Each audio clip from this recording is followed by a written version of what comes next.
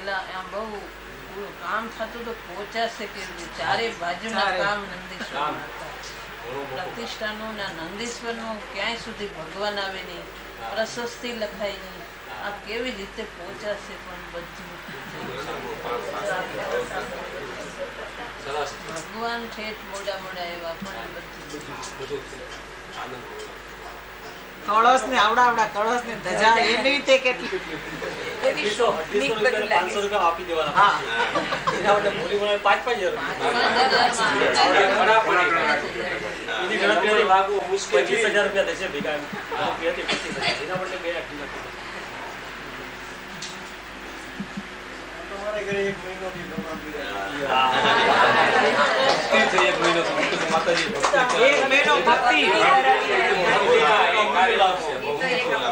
એક મહિના સુધી ભગવાનના બધા વૃંદો એક મહિના સુધી બધા પ્રભાવના પાછી કેટલી રોજની 2 3 છેલ્લે તો 8 હતી. છેલ્લે તો 8 હતી.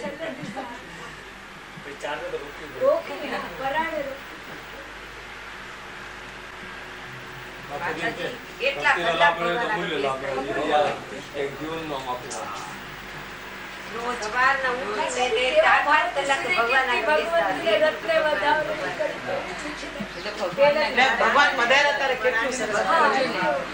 ભગવાન ને ભગવાન મળ્યા હતા, ભગવાન ઘરે ભગવાન પધાર્યા હતા.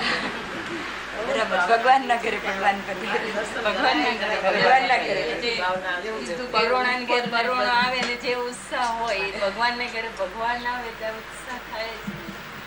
તબિયત એવી કે દુનિયા ઉપર ને જવાય એટલે ઘરે ભગવાન એમ થાય કે અહીં ભગવાન ભગવાનની પ્રતિષ્ઠા તો પછી થશે પણ ભગવાન પોતે ગુરુદેવ પધાર્યા એટલા ધરાય ધરાય ને દર્શન તો કરે.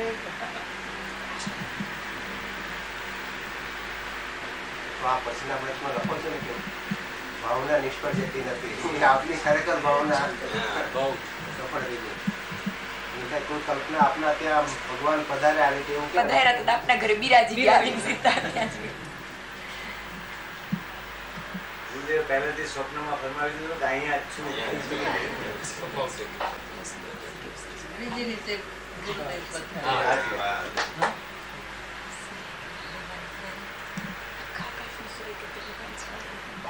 સુવર્ણ અક્ષરે લખાશે.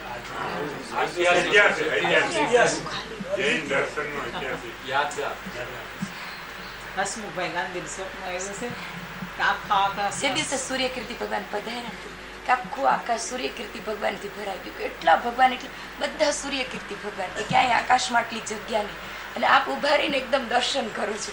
એટલા બધા સૂર્યકીર્તિ ભગવાન હોય, કોઈ ગામ ક્યાંય બાકી નહીં રહે સૂર્યકીર્તિ ભગવાન.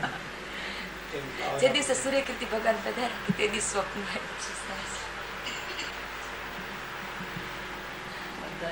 બધા સૂર્ય કે માતાજી એવા દર્શન કરે છે કે સૂર્યકીર્તિ ભગવાન એટલા પધાર્યા.